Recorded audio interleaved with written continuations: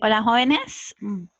Vamos a continuar con este tema que es muy importante y muy interesante, que se llama biotecnología en la agricultura. Ustedes van a poder encontrar este tema en el capítulo 8 de su libro de referencia, Biotecnología de la Alimentación. Vamos a hablar de plantas transgénicas. Y podríamos decir que es uno de los aportes más importantes de la ingeniería genética en la biotecnología moderna. Toda esta modificación que se ha realizado en plantas comestibles que pues todos consumimos, ¿no? Las plantas han sido alimento del hombre desde siempre. Entonces, hay que ver que el hombre desde que comenzó su historia o su vida en la tierra, primero fue recolector, antes de cazador y productor de alimentos. Entonces, ¿qué recolectaba? Pues frutos y plantas que poco a poco, mediante los conocimientos empíricos, que él iba adquiriendo, entonces se dio cuenta de que se consumían, ¿verdad? Alrededor de 800 especies vegetales se consideran comestibles alrededor del mundo. Vamos a recordar que cuando hablamos de alimentos, esto tiene mucho que ver con la cultura de cada pueblo en relación a los alimentos o a las plantas comestibles que van a consumir. Solo cultivamos de manera industrializada 300 especies vegetales. Entonces, hay que ver ahí la relación. Y de estas 300, el maíz, el arroz y el trigo se consideran la base de la alimentación mundial. O sea, son los tres cultivos que se consumen en mayores cantidades, ¿verdad?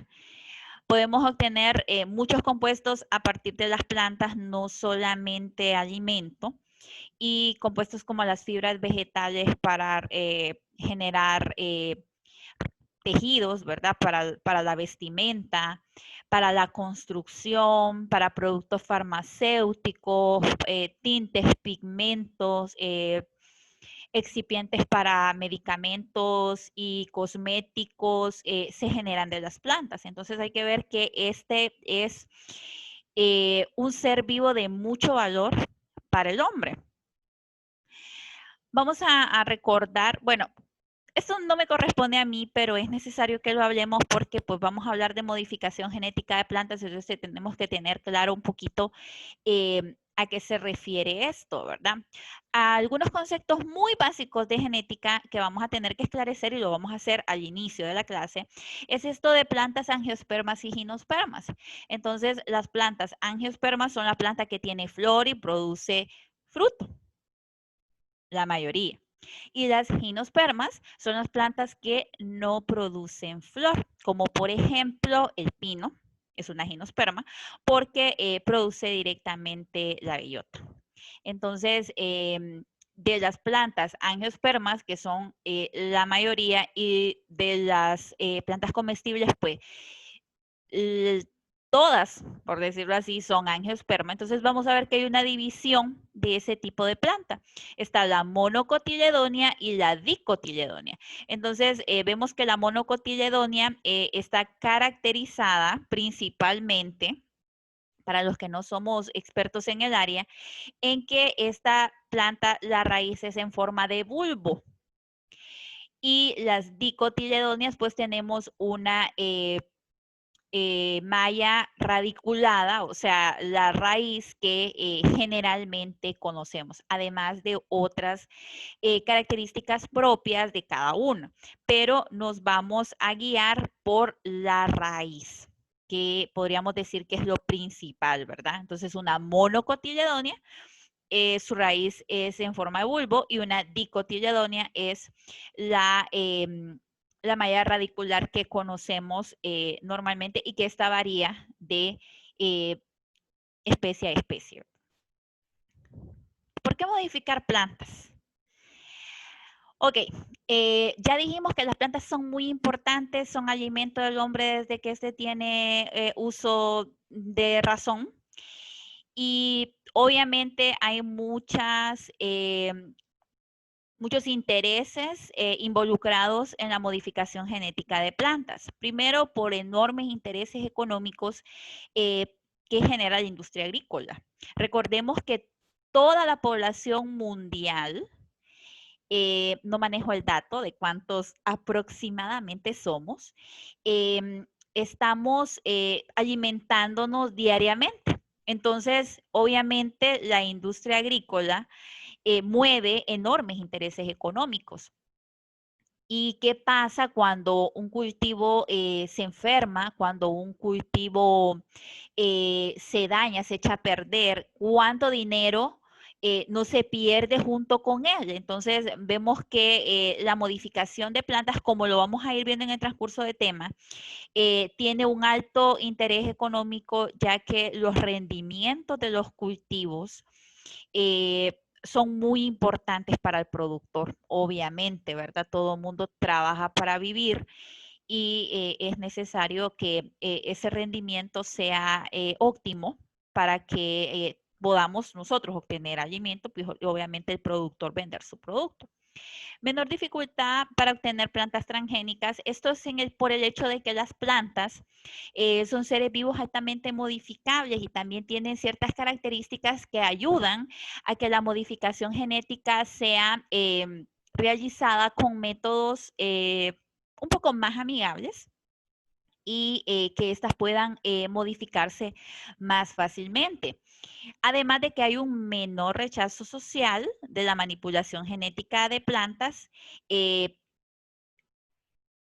relación o comparándola con la modificación de animales, ¿verdad? Que desde que empezamos a ver, por ejemplo, lo de la clonación de la abeja Dolly, hasta la obtención de animales transgénicos que nos ayudan a obtener tejidos, o sea que son imágenes que resultan un poco escandalosas, ¿verdad? Si nosotros las vemos.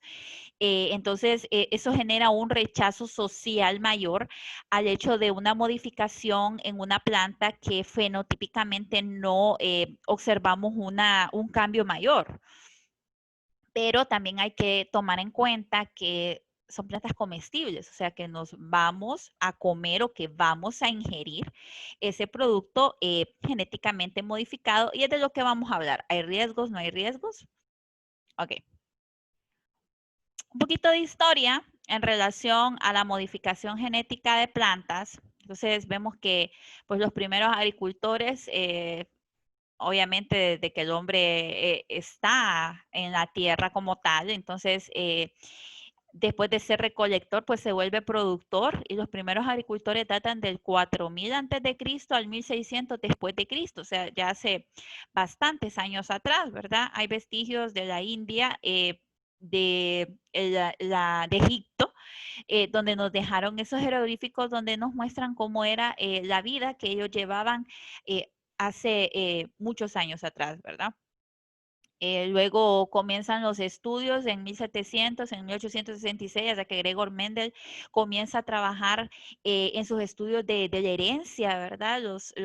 La genética que empezó por medio del estudio con guisantes. Y en todo ese tiempo se va comenzando con el estudio de las plantas.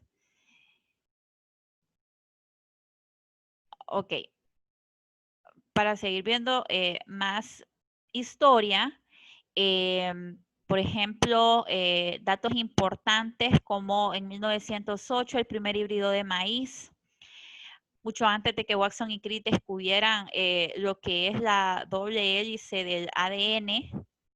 Vamos a regresarnos un poquito aquí. Vemos que dentro de la historia de la biotecnología moderna, la modificación vegetal ha tenido un gran aporte. Miren, en 1982, la primera planta genéticamente modificada, que fue una planta de tabaco, o sea, Nicotiana tabacum, que esta se modificó para que fuera resistente al virus del mosaico. Entonces, desde 1982, ¿verdad? Siguiendo con la historia, pues en 1900 99, por ejemplo, se crea el Golden Rice, que es un arroz modificado con betacarotenos para que las personas que lo consuman, además de consumir el almidón y las vitaminas que este tiene, también consuman precursores de vitamina A. Esto se hizo para países, por ejemplo, en África, donde el consumo de alimentos es bien limitado. Entonces, ya este arroz fue creado. Y luego en el 2000, la secuenciación completa de Arabidopsis thaliana, que es una planta modelo biotecnológico, que esto nos ha ayudado o ha ayudado a la biotecnología moderna a generar más plantas transgénicas. Vemos que en el 2000 se empieza a cultivar mayor cantidad de cultivos transgénicos. 13 países cultivan transgénicos. Dentro de esos 13 países estamos nosotros, Honduras.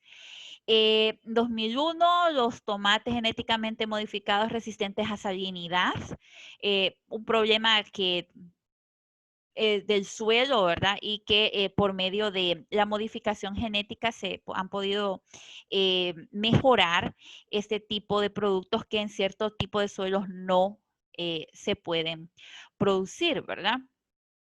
Y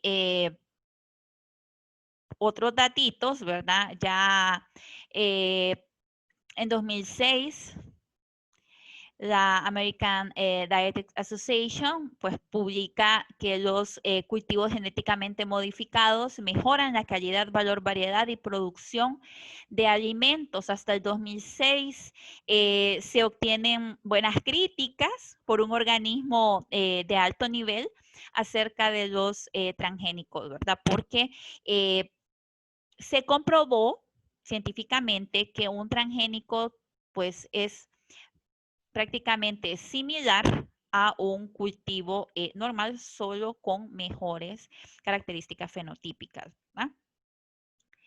23 países cultivan plantas transgénicas, o sea, 12 millones de agricultores trabajando o cultivando semilla transgénica. Nuestro país también. 73% del maíz, 91% de la soya cultivada en Estados Unidos es variedades genéticamente modificadas para el 2008 y esa se ha mantenido y ha subido, o sea, se mantiene a la alza. Y ya en el 2011, 16.7 millones de agricultores en 29 países cultivan plantas transgénicas, ¿verdad? Entonces, para el futuro hay muchos retos aún. Pero como ven, esto es importante. Vamos a ver un poquito de las estrategias para la modificación de plantas. Entonces, para modificar una planta genéticamente hablando, hay dos técnicas importantes, que es la adición génica o supresión génica. Adición génica significa añadir o adicionar un gen exógeno o extraño que puede ser de un ser vivo de cualquier especie que le va a generar una nueva característica a esa planta, obviamente ayudando a que se obtenga un beneficio de esta. Y la supresión génica es cuando se quita un gen o se suprime la actividad de un gen ya presente. O sea, suprimir es que ese gen no se exprese fenotípicamente en la especie. Entonces, aquí en las imágenes tenemos los dos ejemplos, ¿verdad? Dentro de la adición genética, tenemos, por ejemplo, este ejemplo de la papaya hawaiana, que se le añadió un gen que le ayudaba a resistir una plaga de hongo que prácticamente casi desaparece este cultivo de la isla, ¿verdad? Entonces, al añadir o adicionar un gen que le permitía a este cultivo resistir a ese gen, microorganismo que le causaba la enfermedad, entonces hizo posible que estos pudieran seguirse produciendo. Entonces, si ustedes se fijan, el cultivo transgénico es el que sí está dando resultado a que el tradicional que no se desarrolla por la plaga, ¿verdad? Y este otro ejemplo de la manzana Arctic, que esta ya está a la venta en Estados Unidos, es una manzana a la cual por medio de supresión génica se le ha suprimido la actividad del gen que provoca el empardecimiento enzimático en la manzana. Entonces, como vemos en la imagen, vemos una manzana convencional, ¿verdad? Que en el mismo periodo de tiempo a la Arctic ya se encuentra oxidada, en cambio la variedad transgénica no. Entonces, esto le brinda mejores características organolépticas para el consumidor.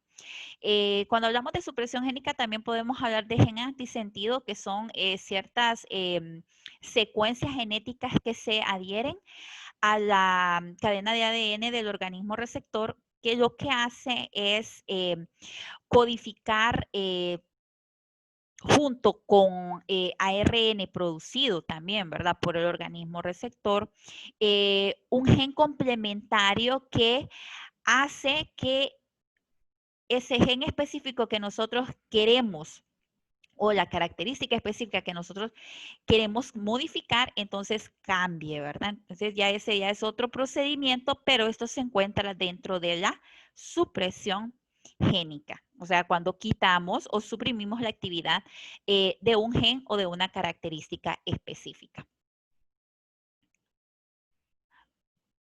Mencionábamos que las plantas eran más fáciles para modificar, ¿verdad? Entonces, aquí tenemos que hablar de un término que es muy importante en las células vegetales, venga, me paso por acá, que es la totipotencia vegetal.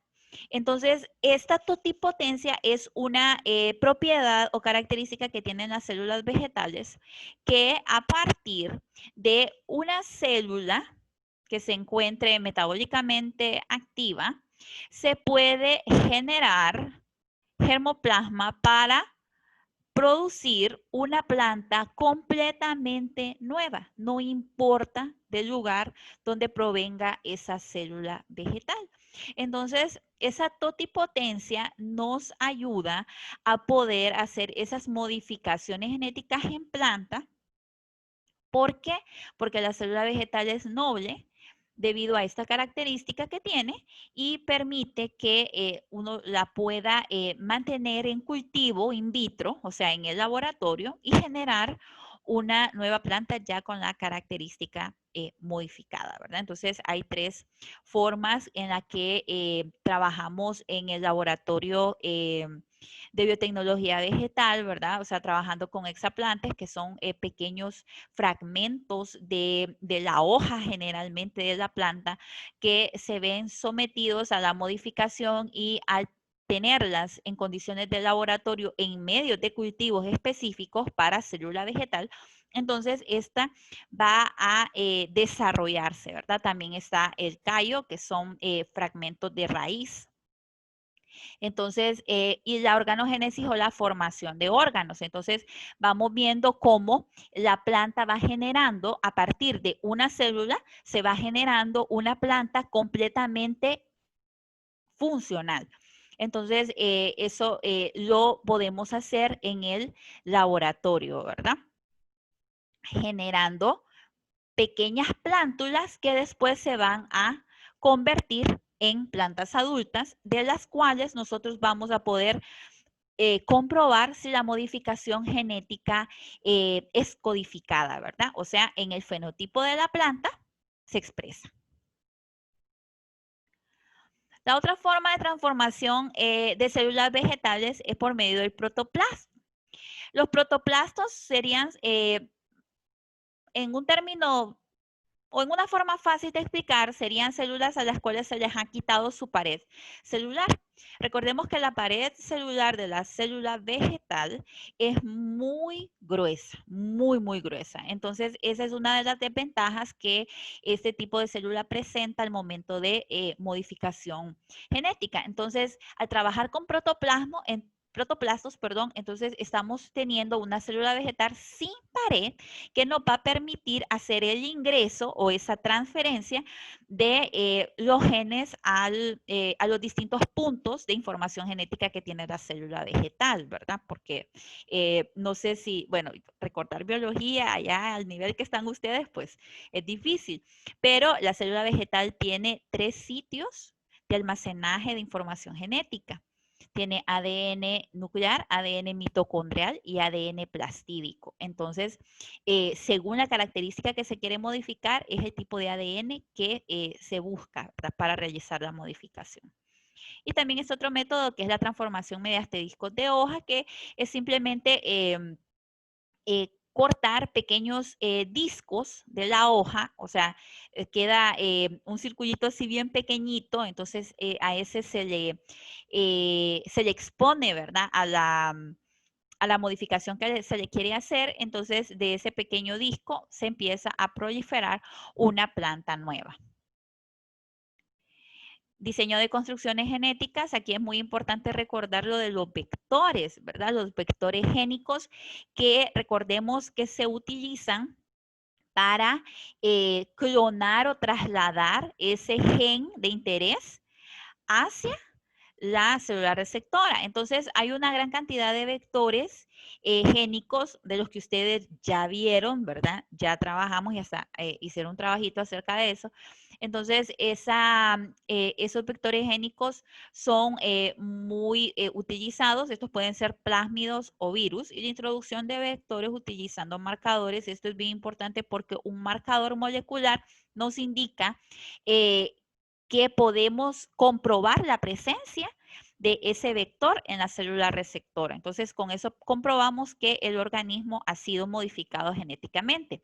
En la imagen tenemos un vector vírico muy utilizado en la modificación de plantas, que es el virus del mosaico de la coliflor. Entonces, este virus se utiliza como vector génico, o sea, a ese virus, a este que aquí vemos en la microfotografía, se le inserta el gen de interés o el gen exógeno que vamos a transferir al organismo receptor, o sea, a la planta que vamos a modificar. Y este solamente se utiliza como transporte de ese gen, ¿verdad? Como es un virus específico para esta especie, entonces obviamente en cualquier otra especie no va a generar patogenia, ¿verdad? No va a generar patogenicidad, sino que simplemente nos va a ayudar para trasladar el gen de interés de lo que buscamos modificar. Otra forma de modificación de plantas es la transferencia de genes con vectores específicos. Entonces es ahí donde nosotros vamos a hablar de Agrobacterium tumefaciens, que es una bacteria altamente utilizada en la modificación de plantas. Vamos a hacer esto un poquito más grande para que poderlo explicar más fácil con imágenes. Entonces vemos que Agrobacterium pues es una bacteria. Todos recordamos lo que es una bacteria, ¿verdad? Pero lo primero es la construcción de ese plásmido o de ese vector con el gen de interés. Esto se hace mediante biología molecular e ingeniería genética, ¿verdad? Tenemos el plásmido, el gen de interés.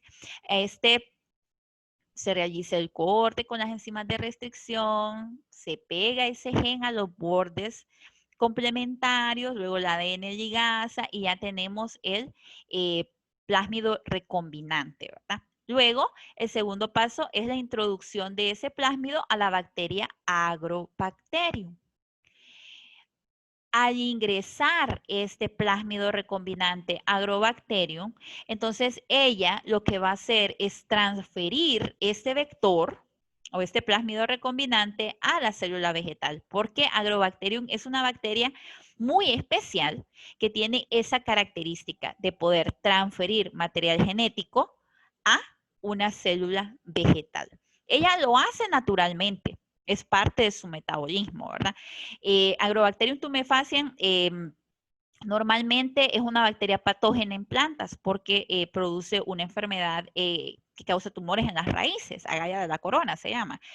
Entonces, esa propiedad de generar enfermedad a las plantas es eso, ¿verdad? Porque ella puede transferir ese material genético a las plantas que lo que hace es generar esas tumoraciones. Pero para modificación de plantas o de ingeniería genética ha utilizado esta bacteria para realizar esa transferencia de vectores o esa transferencia de genes de manera natural. Entonces vemos acá cómo Agrobacterium transfiere ese plásmido recombinante o modificado a la célula vegetal, hace que la célula vegetal lo ingrese en su cromosoma. Entonces, al estar el cromosoma de la célula vegetal modificado, entonces esta célula tiene que llevarse a ese proceso de multiplicación celular, que es gracias a las hormonas, a las fitohormonas, mejor dicho, hormonas vegetales, que ayudan a la proliferación, o sea, que esa célula vegetal se multiplique muchas veces hasta la regeneración de una plántula transformada, o sea, genéticamente modificada, hasta obtener una planta adulta que fenotípicamente demuestre la modificación realizada. Entonces, vemos cómo Agrobacterium hace ese trabajo de manera natural. Y ese plásmido que Agrobacterium tiene, que es el plásmido T, es muy importante porque en condiciones naturales ese fragmento es el que, ese pequeño plásmido es el que causa la enfermedad. Y aquí, si lo podemos ver, es cierto que está pequeñito, ¿verdad? Pero vamos a hacerlo grande. Entonces aquí vemos que el plásmido T nos tiene genes oncogénicos, ¿verdad? Entonces, auxinas, citoauxinas, opinas, entonces estos son los que causan ese daño o esa enfermedad a las plantas naturalmente. Pero al momento de reconstruir ese plásmido para que esta bacteria lo transfiera, entonces se le suprime esos genes oncogénicos y en su lugar se coloca el gen de interés de la característica que se quiere modificar y así se hace esa transferencia.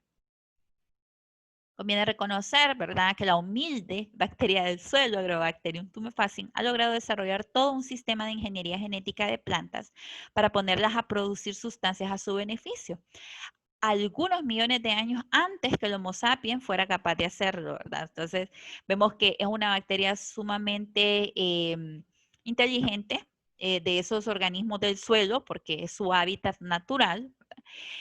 Pero Agrobacterium tumefaciens tiene una desventaja, que solamente puede modificar plantas dicotiledóneas, o sea, de las que tienen un sistema radicular en su raíz, ¿verdad? Entonces, quiere decir que plantas monocotiledóneas, las que tienen bulbo, no podemos modificarlas utilizando Agrobacterium tumefaciens. Aquí vemos una foto, una microfotografía de Agrobacterium, entonces vemos que es una bacteria sellada de la tierra. Hay otros, me regreso un poquito porque hay otros plásmidos que se utilizan para esa transferencia, ¿verdad? De genes, no solamente el plásmido T, sino que también el plásmido RI de root inducing, o sea, de inducción de raíces, que es producido por Agrobacterium rhizobium, que es otra especie de Agrobacterium que también es de la tierra y que también puede hacer este tipo de modificación. Pero la que más se utiliza por ingeniería genética es Agrobacterium tumefaciens.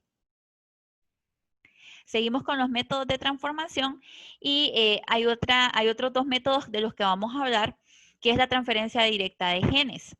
Ya dijimos que Agrobacterium tumefaciens no funciona para plantas monocotiledóneas. Entonces, ¿qué vamos a hacer para modificar una monocotiledónea?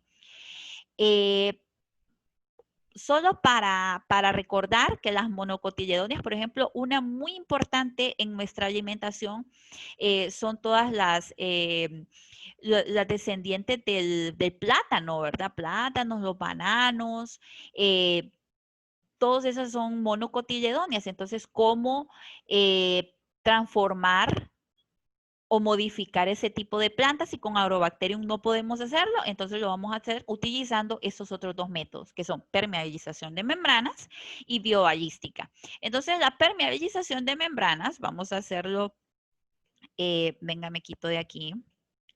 Ahí, vamos a hacerlo grande. La permeabilización de membranas es un método que lo que hace es por diferentes métodos, ¿verdad? Ya sea ultrasonido, métodos químicos, nos permite que la pared celular de esa célula vegetal nos dé entrada para que esos genes puedan entrar hasta el núcleo para modificar el cromosoma vegetal. Entonces, aquí se pueden utilizar muchos métodos para lograr que esa membrana o esa pared permeabilice, o sea, que pueda dejar entrar componentes del exterior, en este caso serían genes, y poder realizar la modificación genética directa. El otro método que vamos a ver se llama bioballística. Solo es como voy a salir de aquí ahorita para que miremos la imagen por completo. La bioballística es un método que utiliza un acelerador de partículas que es una especie de pistola que dispara directamente partículas recubiertas con el gen de interés a las células vegetales. Entonces, como vemos acá en la imagen, en el paso número 1 es, tenemos el fragmento o el gen de interés. En el paso número 2 tenemos la micropartícula a utilizar. Generalmente se utilizan micropartículas de compuestos químicos de alta afinidad como el oro o la plata o cadmio. Entonces, lo que se va a hacer es unir ese ADN con la micropartícula, que aquí lo vemos en el paso número 3. Luego, todas esas micropartículas con su ADN unido se introducen a un acelerador de partículas o microcañón de partículas y este es disparado hacia las células vegetales que queremos modificar. Entonces, estos fragmentos de ADN entran directamente a la célula vegetal y se unen al ADN de estas para realizar una modificación genética directa, ¿verdad?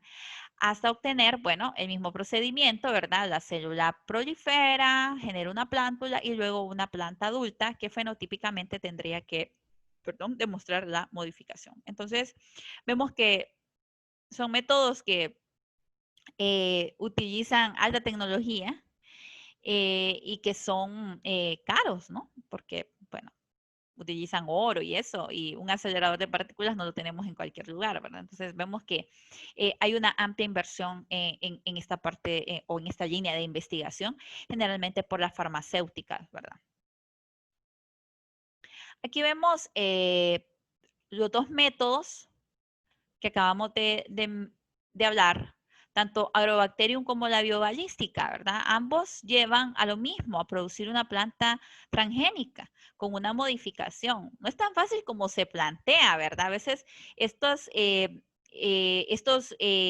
modelos o estos metodología que trato de explicarles no es así de fácil. O sea, imagínense la complejidad de los laboratorios en las que se hacen este tipo de trabajo. Entonces, hay que tomar en cuenta también que un gen tiene una región promotora, o sea, un gen, o sea, ese fragmento de ADN, no todo ese fragmento de ADN es codificante a la función, sino de que solamente su región promotora. Entonces, hay muchos aspectos en contra al momento de modificar un organismo.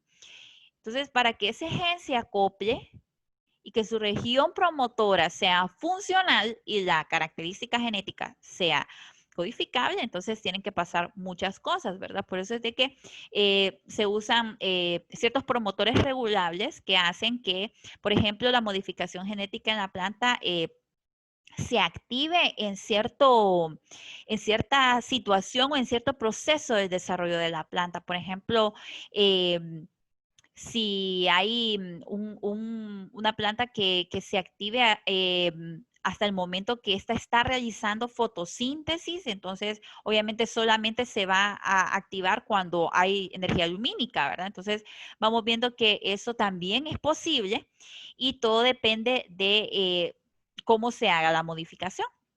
También se utilizan marcadores, genes marcadores que me van a ayudar a saber si una planta es modificada genéticamente. Uno de los más utilizados y que se ha visto bien difundido es la luminiscencia en plantas.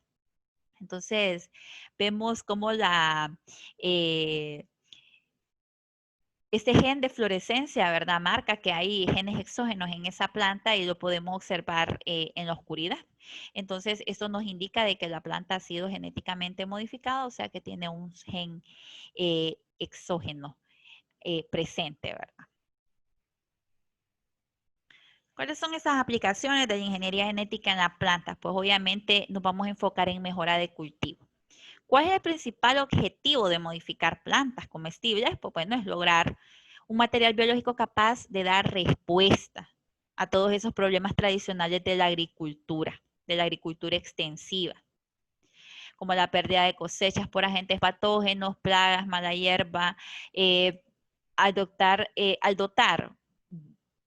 a las plantas cultivadas con genes de defensas contra el enemigo, entonces obviamente le estamos dando armas al agricultor, ¿verdad? Para obtener mejores rendimientos en sus cultivos.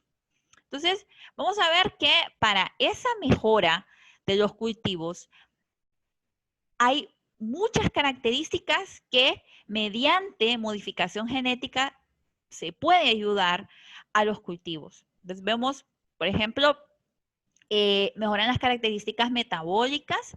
Por ejemplo, están las plantas que se pueden modificar para que hagan mejor captación y fijación de nitrógeno atmosférico.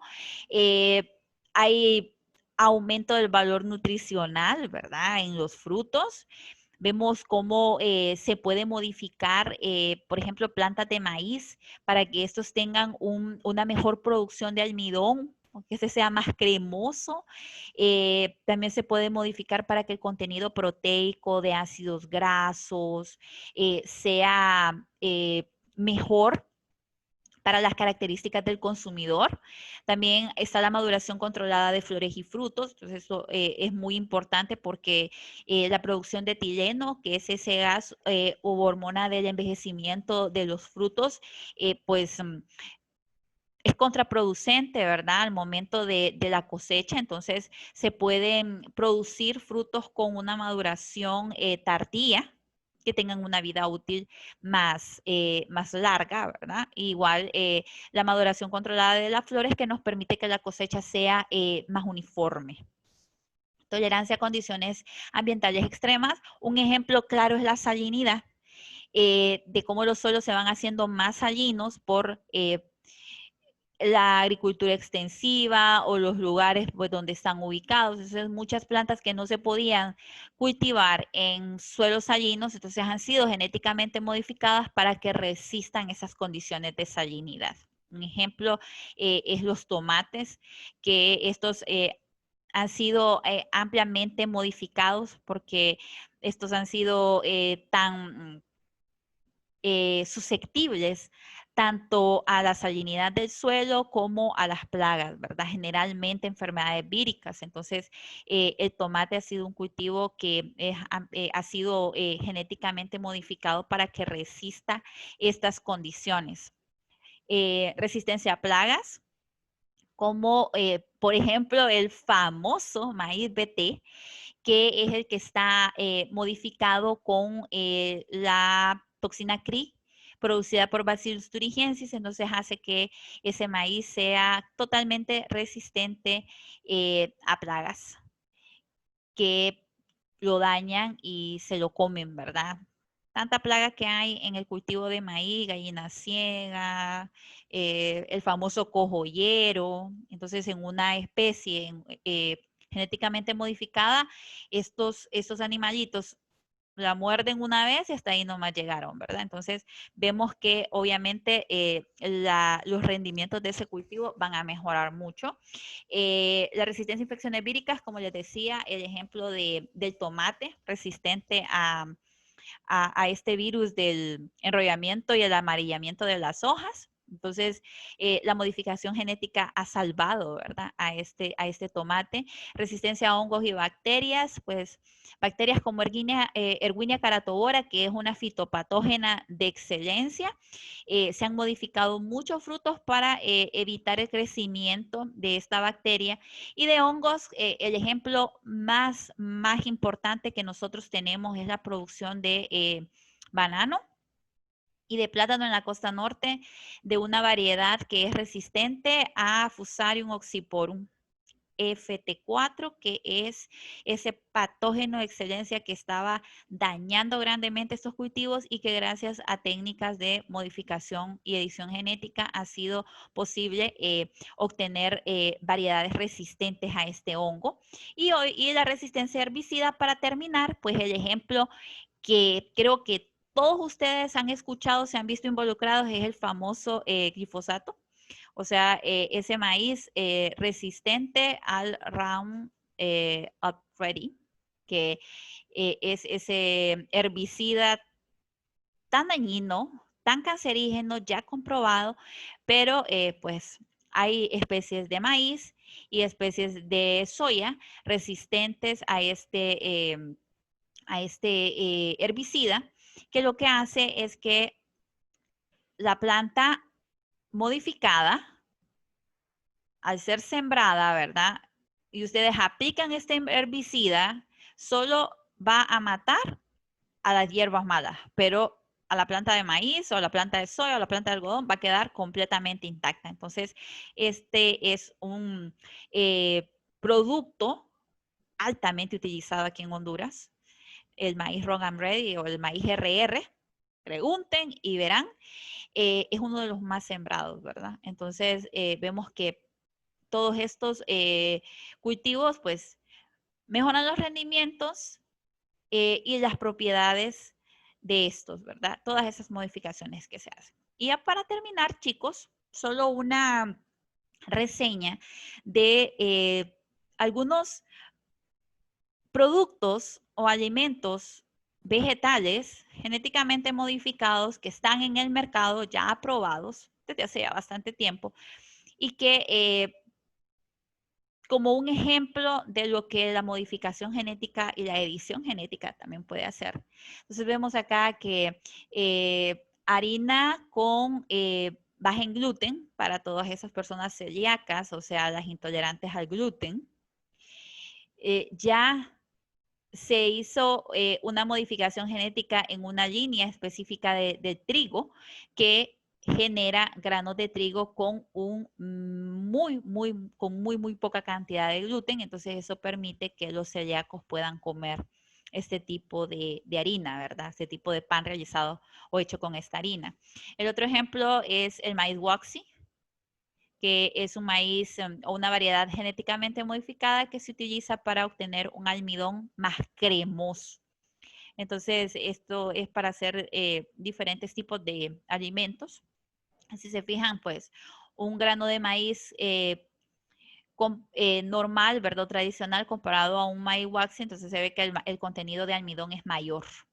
En el maíz waxy es menos translúcido que el maíz convencional, entonces esto hace que la producción de almidón sea 97% a comparación de un 75% del maíz convencional. Y por último tenemos el tomate, el Sabre, que es uno de los primeros alimentos transgénicos aprobados por la FDA para su distribución.